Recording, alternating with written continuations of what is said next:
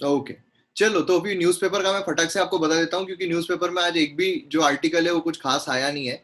तो यहाँ पे सबसे पहले एक्सप्लेन सेक्शन अगर हम देखते हैं तो एक्सप्लेन सेक्शन में यहाँ पर क्रूड प्राइजेस जो है वो यहाँ पर इंक्रीज हुए, उसके प्राइजेस ऐसे बोला जा रहा है। अभी अनिल आप मुझे बताओ कि क्रूड प्राइस, क्योंकि ये बहुत ही पुराना मैटर रहा है कि क्रूड प्राइसेस जो है उसकी क्यों बढ़ रहे हैं, ऑयल के जो इंटरनेशनल दाम है क्यों बढ़ रहे हैं और उसका इम्पैक्ट क्या होगा। तो आप मुझे बताओ क्या क्या रीजंस आपको लगते हैं कि क्रूड प्राइसेस इंटरनेशनल मार्केट में इंक्रीज हो रहे हैं।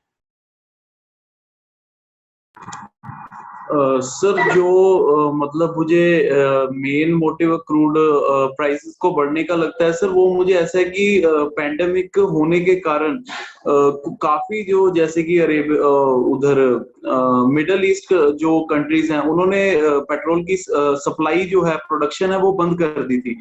तो सर उसके कारण सप्लाई कम होने के कारण उसके साथ साथ जो क्रूड ऑयल के प्राइसेस बढ़ रहे हैं, और क्रूड ऑयल के प्राइसेस बढ़ने के साथ साथ सर जो गैस है उसके प्राइसेस बढ़ रहे हैं, और उसके साथ साथ कोल के प्राइसेस भी काफी बढ़ रहे हैं।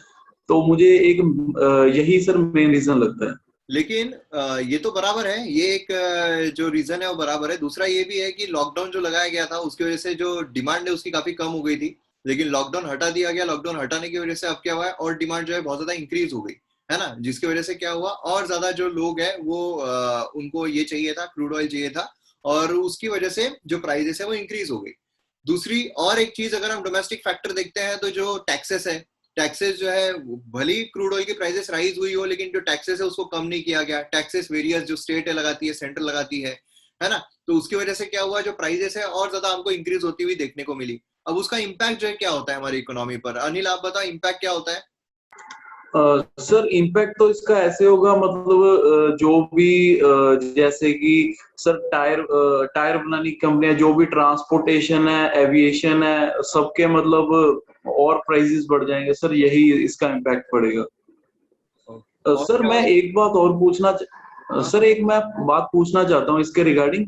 जैसे कि मैंने पढ़ा था कि जो अप्रैल 2021 में जो पर बैरल $16 थे, अभी लास्ट जो थोड़े दिन पहले पड़ा वो $81 हो गया है।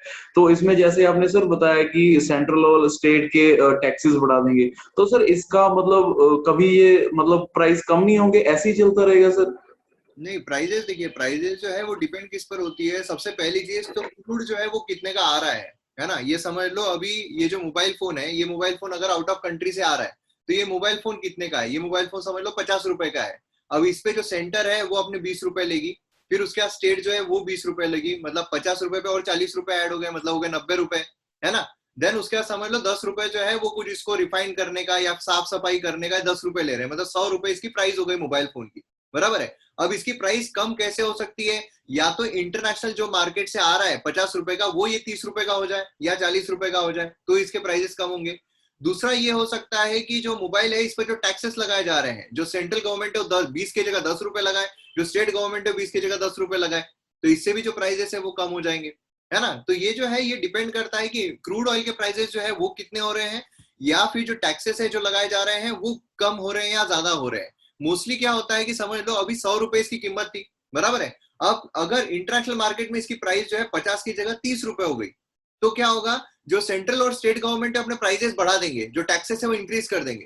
टैक्सेस इंक्रीज करके अपने आप जो अमाउंट है वो 100 रुपए ही हमको दिखेगा। तो अब तक ये हो रहा था कि इतने कम प्राइसेस आ गए थे, लेकिन स्टिल हमको जो पेट्रोल के दाम है वो उतने ही दिखाई दे रहे थे, क्योंकि सेंट्रल और स्टेट गवर्नमेंट ने अपने जो टैक्सेस है वो हाई कर दिए थे, क्योंकि बाकी सोर्सेस उनको पैसा आ नहीं रहा था कोविड की वजह से। उनको लगा कि चलो हम पेट्रोल से ही पैसा कमा लेते हैं। तो ये चीज जो है हमको देखने को मिल रही थी। सर मतलब कहने का ये सब गवर्नमेंट पे डिपेंड करता है, ऐसे मतलब कुछ नहीं हो सकता? नहीं, गवर्नमेंट पे ऑब्वियसली गवर्नमेंट जो है अगर वो टैक्स लगा रही है तो कितना टैक्स लगा रही है, क्योंकि उनको जो सोर्स ऑफ इनकम, जैसे बीच में ये भी आ रहा था कि जो क्रूड ऑयल है, जो डीजल है, पेट्रोल है, इसको जीएसटी में लेकर आ जाओ। अब जीएसटी में अगर लेकर आएंगे तो उनको जो परफेक्ट अमाउंट है वही इंक्लूड करना पड़ेगा, है ना, और थ्रू आउट द कंट्री वो हमको सेम दिखाई देगा। तो इससे क्या होगा, इससे ये यूनिफॉर्मिटी आ जाएगी और प्राइसेस जो है सडनली कम हो जाएंगे, मतलब 60 रुपए जो है वो इतना पेट्रोल हो जाएगा ऐसा बोल रहे थे। तो ये चेंज जो है वो हमें दे, इसलिए गवर्नमेंट ला भी नहीं रही है, क्योंकि गवर्नमेंट लेकर आएगी उनका रेवेन्यू कम हो जाएगा ना। उनको जो अभी इतना हाई रेवेन्यू मिल रहा है वो रेवेन्यू कम हो जाएगा। तो इसलिए गवर्नमेंट जब तक एक इकोनॉमी स्टेडी नहीं हो जाती तब तक तो जीएसटी में नहीं ही लाएगी। Okay sir. ओके, और किसी को कोई डाउट है क्रूड ऑयल के इसमें हमारी इकोनॉमी पर कैसा इंपैक्ट पड़ता है? तो इकोनॉमी जो है क्या होता है कि जो भी चीजें हैं वो सब फ्यूल पर डिपेंड होती है। अभी अगर हम एट प्रेजेंट हम देखते हैं तो बहुत सारी चीजें हमारी फ्यूल पर ही डिपेंडेंट है। अभी अगर कोई भी चीज है ट्रांसपोर्टेशन हो रहा है तो फ्यूल लगता है, तो मतलब सब्जियां भी अगर ट्रांसपोर्ट हो रही है तो उसमें भी फ्यूल चार्जेस ऐड होंगे। अगर आप जो पब्लिक ट्रांसपोर्ट यूज कर रहे हो तो उसकी भी टिकट जो है वो रेस करनी पड़ेगी। बाकी भी अगर आप चीजें देखो सारी चीजें जो है फ्यूल पर डिपेंडेंट है। तो इससे क्या होगा, इम्पैक्ट जो है वो उसी तरीके का होगा। और यही चीज कंटिन्यूसली मतलब साल भर से 2 साल से 3 साल से वही चल रहा है कि ये क्या हो रहा है, सेम ही चीज है कि भाई डिमांड जो है वो इंक्रीज हो रही है क्योंकि प्रोडक्शन वो कम कर रहे हैं। यही सारी चीजें कंटिन्यूसली हो रही है। अब मलेरिया जो है उसकी वैक्सीन हमें देखने को मिल रही है। ठीक है, मलेरिया अभी आपको पता है कि मलेरिया हो जाता है तो फिर ट्रीटमेंट उसकी होती है, लेकिन मलेरिया ना हो उसको प्रिवेंट करने के लिए वैक्सीनेशन जो है वो हमको देखने को नहीं मिल रही थी। तो मलेरिया के लिए वैक्सीन है। मलेरिया के बारे में आप बता सकते हो? प्रीति आप बताइए, मलेरिया होता किससे है? सर एक फीमेल एनाफिलस मॉस्किटो होता है, उसके बाइट से होता है। इसकी एक पूरी साइकिल होती है सर। जैसे कि जब वो हमारे ब्लड में वो जो सेल्स उनका जो ये वो पर्टिकुलर वायरसेस होते हैं जो वो फीमेल एनाफिलस वो हमारे ब्लड में छोड़ते हैं, फिर वो हमारे लंग्स में जाते हैं, लंग्स के थ्रू पूरे बॉडी में जाते हैं। और हमारे बॉडी में अगर हमें कोई दूसरा मच्छर काट ले और वो मच्छर दूसरे इंसान को काट ले तो भी उसे मलेरिया हो सकता है। तो दूसरे इंसान ऐसे वो ट्रांसफर भी होता है। ऐसा जरूरी नहीं का फिर उसके लिए उसे एनाफिलस को ही काटना जरूरी है। इस पर ट्रीटमेंट के लिए हम सर हाइड्रोक्लोरोक्विन की जो प्रिपरेशन होते हैं वो भी यूज करते हैं सर। बहुत लंबी बहुत बड़ा है ये, अगर एक्सप्लेन करने को दिया जाए तो। खाना खाए हो क्या आज आप? हाँ सर, और सर ये मेरा हुआ है, मैं फार्मेसी में हमें ये सभी डिसीजेस के बारे में हुआ है सर। अच्छा, वाह, आज आपकी एनर्जी तबियत तबियत भी एकदम जबरदस्त लग रही है। तो मलेरिया जो है लाइफ थ्रेटनिंग यहाँ पर मॉस्किटो जो है उसके ट्रांसमिशन की वजह से होता है, और ये प्लाज्मोडियम पैरासाइट जो है उसकी वजह से हमको देखने को मिलता है। और मोस्टली अफ्रीका वहां पर बहुत ज्यादा पाया जाता है। ठीक है, जो इन्फेक्टेड फीमेल जो एनोफिली मॉस्किटो है, जैसा प्रीति ने बताया, पूरा प्रीति ने अभी बताया, डिटेल में बताया हुआ है। और अगर डिटेल में और मलेरिया के बारे में जाने तो फिर प्रीति का एक लेक्चर रखना पड़ेगा मलेरिया के बारे में, वो फिर एक्सप्लेन करेगी सब। तो फिर ये जो सिम्टम्स है इसमें फ्लू हमें देखने को मिलता है, जो हेडेक होता है वो देखने को मिलता है। ये प्रिवेंटेबल भी है और क्यूरेबल भी है। और एक इनिशिएटिव ये जो है ये बहुत इंपॉर्टेंट है, जो इनिशिएटिव जो है वो यहाँ पर लाया गया था 2017 में WHO के द्वारा E2020 इनिशिएटिव लाया गया था। देखिए क्या होता है, कभी कभार आपको आता है कि इनिशिएटिव किससे रिलेटेड है, ये टर्म हमें न्यूज में देखने को मिल रही है, किससे रिलेटेड है, ऐसे आपको क्वेश्चन आते हैं। तो ये याद रखना है E2025 इनिशिएटिव। ठीक है, ये क्या है, जो कंट्रीज उनको जो केसेस मलेरिया के हो रहे हैं वो 2020 तक खत्म करने के लिए यहाँ पर लाया गया था। फिर उसके बाद कुछ कंट्रीज जो उन्होंने मलेरिया को एलिमिनेट किया, कुछ कंट्रीज जो वहां पर मलेरिया एलिमिनेट नहीं हो पाया। देन उसके बाद E2025 कंट्रीज जो है जो यहाँ पर टेक्निकल एंड ग्राउंड सपोर्ट जो है WHO के द्वारा यहाँ पर लेने की कोशिश की गई। ठीक है, तो ये भी हमको यहाँ पर देखने को मिलता है। अब नए जो कंट्रीज है उनको सिलेक्ट किया गया 4 क्राइटेरियाज पर। क्राइटेरिया क्या थे? पहला यहाँ पर है गवर्नमेंट एंडोस एलिमिनेशन प्लान वहां पर रहना चाहिए, गवर्नमेंट के द्वारा प्लान बताया जाना चाहिए कैसे हम एलिमिनेट करेंगे मलेरिया को। देन मलेरिया केसेस जो है रिसेंट ईयर में क्या रिड्यूस हुए हैं, थ्रेशोल्ड वहां पर उनको बताना पड़ेगा। उनके पास कैपेसिटी है या नहीं, मलेरिया सर्विलेंस की कैपेसिटी है या नहीं, यहाँ पर गवर्नमेंटल एजेंसी जो रिस्पॉन्सिबल है मलेरिया एलिमिनेशन के लिए वो सही तरीके से डिसिग्नेट की गई है या नहीं। देन उसके बाद यहाँ पर मलेरिया एलिमिनेशन ओवरसाइट कमिटी जो है वो यहाँ पर बनानी पड़ेगी। तो ये सारे जो है 4 क्राइटेरिया बहुत इंपॉर्टेंट है, सीधे आपको एग्जाम में आ सकते हैं। 2025 का है इसलिए एग्जाम जो है आपको उसी में देनी है, तो ये बहुत ज्यादा इंपॉर्टेंट है। इंडिया का सिनारियो अगर देखते हैं तो वहां पर केसेस जो है काफी ज्यादा हमें देखने को मिलते हैं। और एक अच्छी चीज है कि यहाँ पर मलेरिया के लिए हमें जो सोल्यूशन है वो देखने को मिल रहा है कि भाई अब वैक्सीन की वजह से क्या होगा, थोड़ा बहुत हमें फायदा जो है वो देखने को मिलेगा। ठीक है, तो ये हमको यहाँ पर जो एक्सप्लेन सेक्शन है वो देखने को, बाकी नोबेल का मैंने आपको बताया, नोबेल का मैं बता ही दूंगा आपको। देन उसके एडिटोरियल पेज अगर हम देखते हैं तो यहाँ पर इविक्शन एंड डेवलपमेंट, वही आसाम का इविक्शन प्लान वही सब बता जा रहा है। देन उसके यहाँ पर भी अगर आप देखोगे तो नए एयर चीफ, उसके चैलेंजेस, ये भी कुछ इंपॉर्टेंट नहीं है एग्जाम पर्सपेक्टिव से। ये भी अगर हम देखते हैं तो ये भी इंपॉर्टेंट नहीं है। डिफिकल्टी इन काउंटिंग कास्ट, यहाँ पर कास्ट सेंसस जो है उसी के बारे में यहाँ पर कंटिन्यूसली बात चल रही है, जो उसमें भी इंपॉर्टेंट नहीं है कुछ। देन ये भी अगर हम देखते हैं तो ये भी हमारे एग्जाम पर्सपेक्टिव से कुछ भी इंपॉर्टेंट नहीं है। तो मतलब बेसिकली आज अगर हम देखें एक भी एडिटोरियल काम का नहीं है, और जो 2 एडिटोरियल थे वो भी पहले हमने ऑलरेडी देखे हुए कई बार, इसलिए एक रिवीजन के तौर पर वो मैंने आपको बताया जो हमें देखने को मिल रहा है।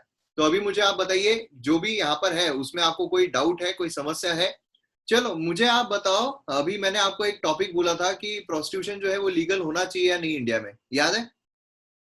तो मुझे बताओ सबसे पहले लीगल होना चाहिए, उसके लिए कौन कौन हाथ खड़ा कर रहा है? लीगल होना चाहिए। ओके, प्रद्युमन, पंकज, वो बोल रहे हैं होना चाहिए। शुरू करते हैं प्रीति से। प्रीति, आप आपका स्टांस बताओ पहले। सर मेरे दो स्टांस है और मैं दोनों रखना चाहती हूँ। सर एक तो लीगल होना चाहिए, क्योंकि सर इससे बहुत ये हो सकता है, वो अगर वो पर्टिकुलर सेक्शन है उनका भी डेवलपमेंट होगा, वो भी खुल के जी पाएगी, उनकी भी लाइफ होती है, उन्हें भी एक तरीके से, वो थोड़ी ना उनकी मर्जी से गई होती है, और अगर गई भी होगी तो उन्हें भी खुल के जीने का अधिकार है, वो उन्हें मिलना चाहिए। उसके बाद सर अगर लीगल कर दिया जाए तो बहुत, जैसे कि लीगल कर दिया जाए तो बहुत सारे ये सर इसके अगर जो रेप की केसेस है वो थोड़े बहुत कम हो जाएंगे सर, मतलब काफी हद तक, और ये पब्लिक सर्विस भी रहेगी वैसे देखा जाए तो, बाकी बहुत सारी कंट्री में है। मुझे एक क्वेश्चन है कि जो रेप केसेस है वो कम कैसे होंगे? सर क्योंकि बहुत सारे लोग हैं वो वहां भी जाएंगे, तो फिर थोड़ी बहुत तो कमी आएगी। वो तो अभी भी जा सकते हैं, लेकिन स्टिल केसेस हमें देखने को मिल रहा है। सर अगर लीगल कर दिया जाए तो थोड़ा मतलब सबके लिए ये रहेगा सर कि जा सकते हैं, मतलब। मुझे आप एक बात बताओ, जो लोग प्रोस्टिट्यूट्स के पास जाते हैं, क्या उनको लीगल है या नहीं है उससे कोई फर्क पड़ रहा है? लीगल नहीं है तो हम वहां नहीं, जो इतने खुलेआम अगर रेप कर पा रहा है तो क्या वो इलीगल है तो वहां नहीं जा पाएगा प्रोस्टिट्यूट्स के पास? सर वो जा सकते हैं, लेकिन तब थोड़ा सा, मतलब अगर लीगल कर दिया जाए तो कोई मतलब ऐसी गए भी तो, मतलब वहां जाना एक हमारी सोसाइटी के लिए ये एक सही नहीं माना जाता, तो फिर वो वहां भी जा सकते हैं सर, मतलब तो ये हो सकता है सर, और एजुकेशन वगैरह के लिए भी उन्हें बेनिफिट मिल सकता है सर, वो पर्टिकुलर सेक्शन को सर, और उन्हें एक छुप के जीना नहीं पड़ेगा कि ये सर, और सर जो एक मॉडर्नाइजेशन है उसकी तरफ भी चला जाएगा, लेकिन सर इसके बहुत सारे नेगेटिव एक्सपेक्ट भी है, जैसे कि इंडिया की जो संस्कृति है उसमें ये नहीं माना जाता, तो फिर ये एक तरह से कल्चर को, हमारे कल्चर का ये भी होगा सर वायलेशन। उसके बाद सर अगर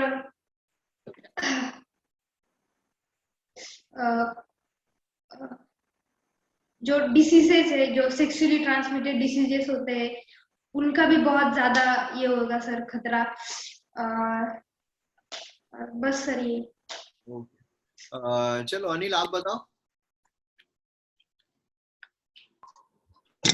सर सबसे पहले तो मैं ये कहना चाहता हूँ, अगर सर इसको लीगल कर भी दिया जाए तो सर सबसे पहले तो जो पिम्प्स हैं सर, ज्यादा फायदा उनको ही होगा, और सर ये और मतलब वायलेंस को मतलब मोटिवेट करेगा, क्योंकि सर मैंने कुछ डाटा निकाला, उसके हिसाब से अगर कहीं भी मतलब प्रोस्टिट्यूशन को लेकर जाए तो वहां बहुत वायलेंस और उनको बीट भी किया जाता है।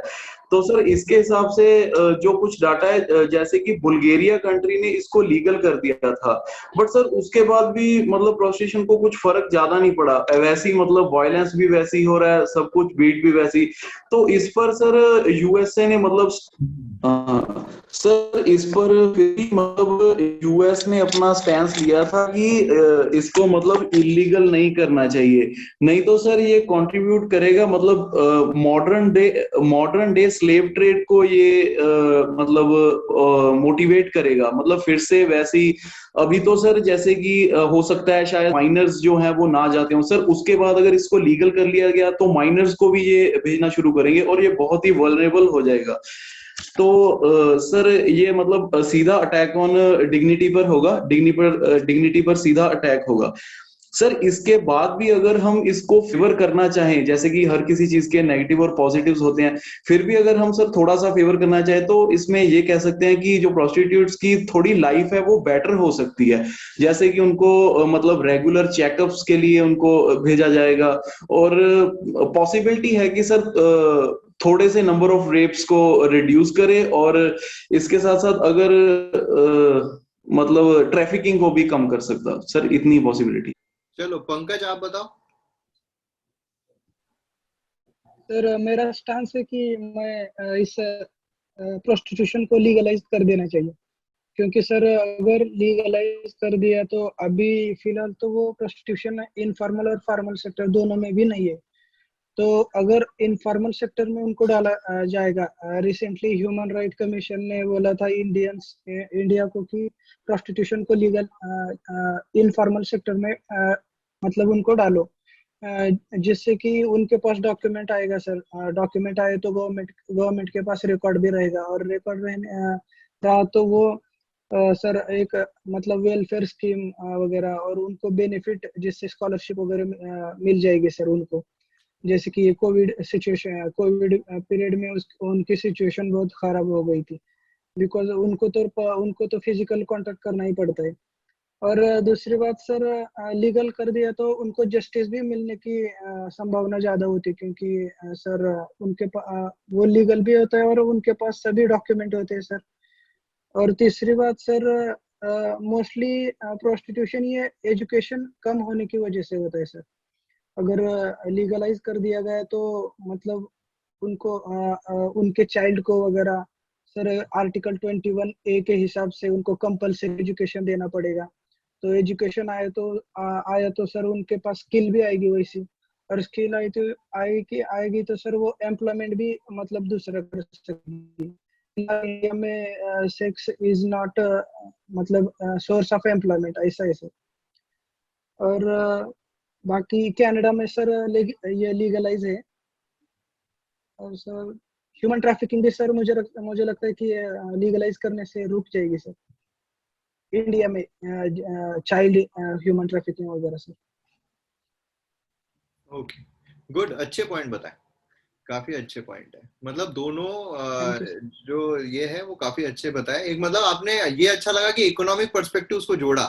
क्या होता है कि जो अगर हम प्रोस्टिट्यूशन देखते हैं तो जो पैसा आ रहा है वो पूरा ब्लैक में जा रहा है, वो अगर हम लीगलाइज कर दे तो एटलीस्ट वो क्या हो जाएगा, एक गवर्नमेंट इसमें आ जाएगा, जो टैक्सेशन है उसमें आ जाएगा, गवर्नमेंट को उसका रेवेन्यू कुछ जो मिलेगा, गवर्नमेंट हो सकता है उसमें कुछ टैक्सेशन लेकर आ जाएगी, इतना टैक्स आपको देना पड़ेगा, है ना। हो सकता है प्लेजर टैक्स लगा दे, तो जो भी टैक्स है वहां पर लगाना पड़ेगा, और फिर गवर्नमेंट को भी उससे सोर्स ऑफ रेवेन्यू जो है वो आ सकता है। इतना जो पैसा जा रहा है हमारी इकोनॉमी से बाहर, जो इनफॉर्मल फॉर्मल सेक्टर आपने बोला, एक इनफॉर्मल सेक्टर में आता है तो ज्यादा बेनिफिट हो सकता है। लेकिन जो आपने एक पॉइंट बोला, जो अनिल का एक पॉइंट था कि वो उससे जो ये है क्या बोलते ट्रैफिकिंग है वो इंक्रीज हो सकता है। तो हो सकता है कि ट्रैफिकिंग रिड्यूस ना हो, क्योंकि क्या होगा, ट्रैफिकिंग तो इलीगल है, वो तो हमारे फंडामेंटल राइट का पार्ट है। लेकिन अगर लीगलाइज कर दिया गया कि हाँ अब तो लीगलाइज है, अब तो यहाँ पर हम किसको भी ला सकते हैं, तो फटाफट फटाफट लेकर आ जाओ, इनको लेकर आओ, उसको लेकर आओ, उसको लेकर आओ, ट्रैफिकिंग जो है उसमें बढ़ोतरी हमें देखने को मिल सकती है, रादर देन कि वो कम हो जाए। तो ऐसा हो सकता है कि ट्रैफिकिंग बहुत ज्यादा इंक्रीज हो, तो ये इसका एक नेगेटिव इम्पैक्ट हो सकता है। देन उसके बाद और एक पॉजिटिव इम्पैक्ट देखा जाए तो ये है कि जो लोग हैं वो अब वहां पर जाने से डरेंगे नहीं। मतलब अगर उनको ऐसा लग भी रहा है, जैसे जो हमने रेप का बोला कि हाँ हो सकता है कि कुछ हद तक वो कम हो जाए, वो रेप क्यों होते हैं वो एक कंप्लीटली अलग मैटर है, लेकिन हो सकता है कि कुछ रिडक्शन उसमें हमें देखने को मिले। लेकिन उसका नेगेटिव इम्पैक्ट जो है वो ये भी हो सकता है कि वहां पर जो हैम्परिंग है वो बहुत ज्यादा हो जाए। मतलब क्या है कि उठे सुटे लोग जो है वो कभी ड्रंक होके गए, ये सब, तो वहां पर वायलेंस जो है वो इंक्रीज हो सकता है, जैसा अनिल ने बताया कि इंक्रीज जो है उसमें हमें देखने को मिल सकता है।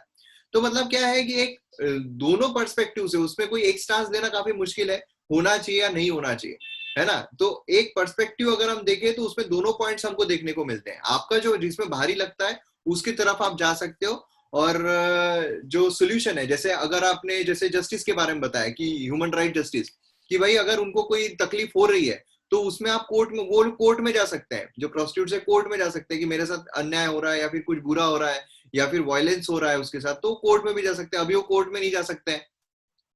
तो मतलब दोनों पर्सपेक्टिव से चीजें जो है वो हमको देखने को मिलती है। तो खैर अभी ये जो चीज है, तो आज मैं माफी चाहता हूँ क्योंकि बहुत अर्जेंट मेरा काम आने की वजह से, मतलब जो हॉस्पिटल है उसका काम आने की वजह से आज मैं लेक्चर जो है वो नहीं ले पाया। लेकिन उसकी भरपाई जो है हम कल कर लेंगे। कल थोड़ा ज्यादा हम पॉलिटी जो है उसको पढ़ेंगे, जिससे कि हमारा जो फंडामेंटल राइट है डीपीएसपी है वो भी कल कंप्लीट करने की हम कोशिश करेंगे। मतलब पहला जो हमारा सेक्शन रहेगा 11 बजे का, उसमें फंडामेंटल राइट कवर, एंड जो दूसरा रहेगा उसमें डीपीएसपी जो है वो कंप्लीट करने की कोशिश करेंगे। ठीक है, बाकी आप पढ़ो और हम अभी यहीं पे रुकते हैं, क्योंकि आज थोड़ा मेरा बहुत हेक्टिक शेड्यूल जो है वो चल रहा है। उसमें से थोड़ा टाइम निकाल के मैंने सोचा कि नहीं, ऐसा नहीं होना चाहिए कि कुछ भी पूरा ब्लैंक जाए। लेकिन अच्छा लगा, आप सभी लोगों ने पढ़ाई जो है वो की है, आप सभी लोग पढ़ते रहो कंटिन्यूअसली, और जो इम्प्रूवमेंट है मुझे काफी अच्छी लग रही है। जो पॉइंट अब आप रख रहे हो तो अच्छे सेग्रीगेटेड पॉइंट्स आप रख रहे हो, ऐसा नहीं हो रहा है कि आप वेगली कुछ भी बोल रहे हो। आप पॉइंट वाइज आप चीजें लेकर आ रहे हो, रिसर्च कर रहे हो क्या उसके पीछे हो रहा है क्या नहीं हो रहा है, ये चीजें काफी अच्छी लग रही है मुझे।